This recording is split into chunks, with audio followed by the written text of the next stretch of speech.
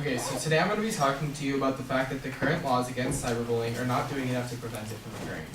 I'm going to be showing you what cyberbullying is, our current laws against it, how many kids are still experiencing it, and finally ending with 2 examples. When many people think of cyberbullying, they think of a lot of people ganging up on each other on social media such as Instagram and Twitter. Twitter has become more of a focus point for cyberbullying. Don't really have a reason, it's just if you log on Twitter, you're likely to see it.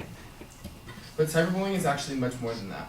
It could be sending mean messages or threats to a person's cell phone, spreading rumors online or through text, posting hurtful or threatening messages on social media, hacking into another person's account and sending damaging messages, or pretending to be someone else online, known as catfishing, taking inappropriate pictures of a person and spreading them online or through text, and sexting or circulating sexually suggestive pictures or messages about a person. Right now, in the state of California, 2 of the laws that we have that were both started in 2011.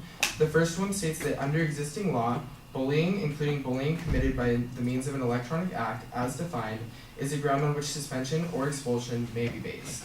This law is stating that after it's caught and after it is reported, the schools can go through and suspend or expel someone.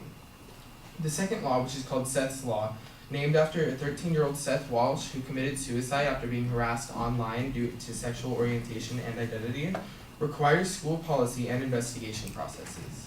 So both of these laws are going through and saying that, hey, after it's reported, this is what you can do and this is what you must have, but neither of these laws are saying that the schools have to have something to find cyberbullying while it's going on. Right now, according to the official Cyberbullying Research Center, over 50% of today's youth have experienced cyberbullying, and another 50% have also partaken in cyberbullying. I'm guessing that those numbers laugh and that some of the people who are being bullied are also bullying others online.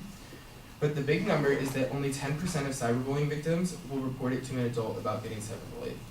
So that shows that both of the laws that I just named for you, that we're requiring them to have policy to happen after it's caught, only 10% of those victims are reporting it to schools so that that policy can even be used and they have the chance of being expelled or suspended. So here's an example of what kids will do, the other 90%, to even hide cyberbullying. When I was in the 3rd grade, my family transferred over to Brea, a school district from La Habra. We did this because my brother was being bullied and my parents knew that. When we transferred over to Brea, we thought that everything was fine and we didn't think there were any problems. Well, when I got to my 8th grade year and my brother was a junior, I started going on social media, it started to get bigger and it started to get more relevant, so I made a Twitter. The same day that I made a Twitter, before I had even time to look at it, I was blocked from my brother's account. I was confused, I tried to talk to him about it, wouldn't really tell me, so I asked one of my friends, hey, can I look at your account, let me see, you follow him, let me see what's on there. And he let me see it, and my brother was being harassed for the last 3 years of high school. He wasn't willing to tell anybody because he'd seen other cases at the school where the kids just got a slap on the wrist. And he tried to tell me that. He tried to tell me, oh, don't tell mom and dad. But me thinking it's wrong and not understanding what's going on, I told my parents. My mom went to the school and talked to the principal. And the principal laid it out and was like, okay, here is what's going to happen. Here is the consequences that these kids are going to get. And none of them actually fall through on them. The consequences that they were supposed to go with were all of the kids were going to be suspended from 2 weeks of their sporting activities. What happened is they talked to the kids and told the coaches they can't play. Well, most of the time the principal or anybody that's going to know that this is going on isn't going to be at the game, so the coaches just had the kids play anyways. It shows that, and then afterwards, the kids went back and bullied my brother harder in person because they're not posting it on social media, so they're not going to get caught. It's showing that even though there are consequences, the teachers and the coaches don't have to follow through on them once they are enacted by the principal. One more professional example is that many of you probably saw in the news last month the trial of Michelle Carter. Michelle Carter is a 20-year-old woman who encouraged her 18-year-old boyfriend to kill himself.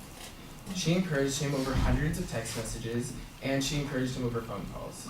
So what happened was when he actually went through and did it, Conrad Roy III sat in his car for however much time it took and inhaled too much carbon monoxide to the point that he did die. She was on the phone with him while it happened.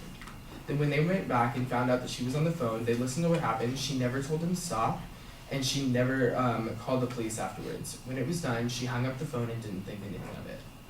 After they found this, she's charged with involuntary manslaughter and only sentenced to 15 months in jail.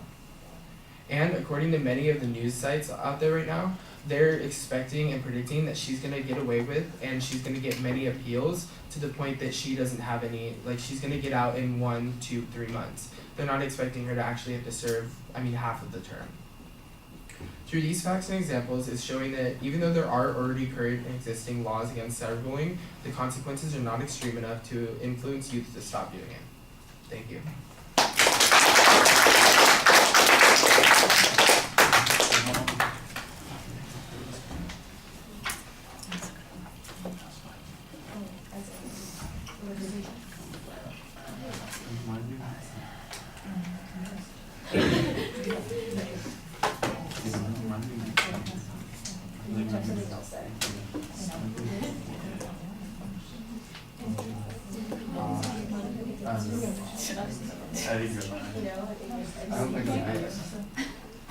We wanted it opposite.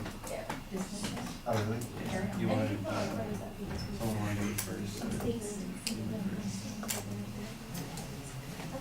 It might take a while.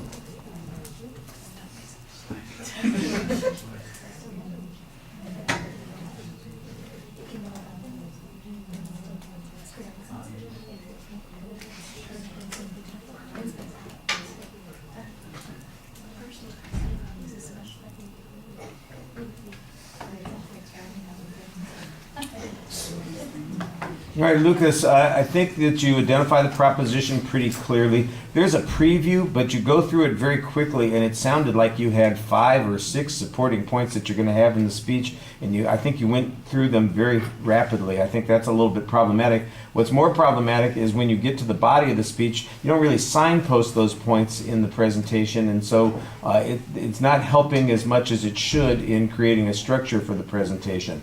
So I think that that's a problem.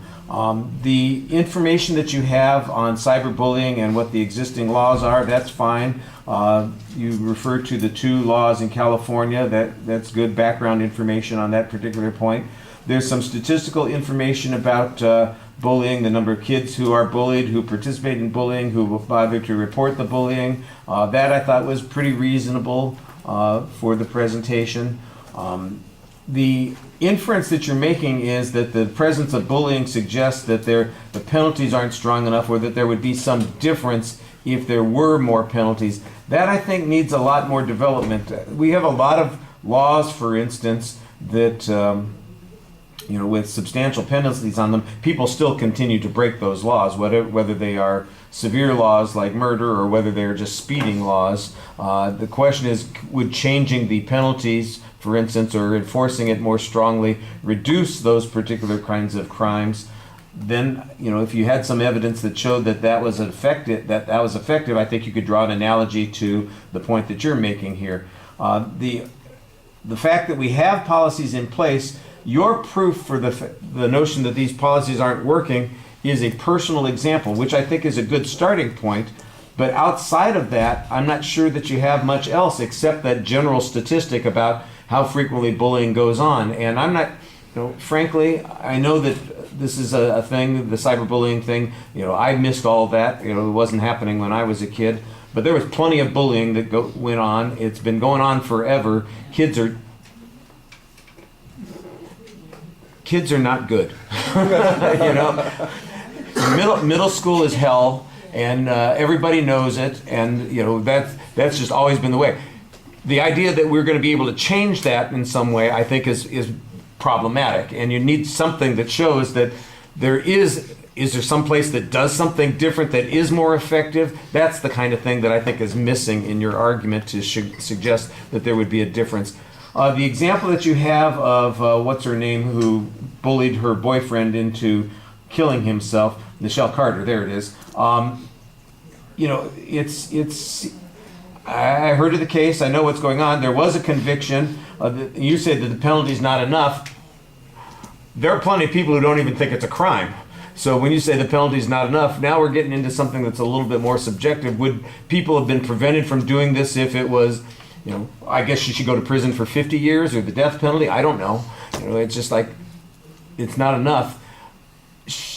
You know, like I said, there are people who would say, well, she didn't insist that he do it. She didn't put the hose in the car window for him. You know, she's a horrible human being. I think everybody could agree about that. But did she commit a crime?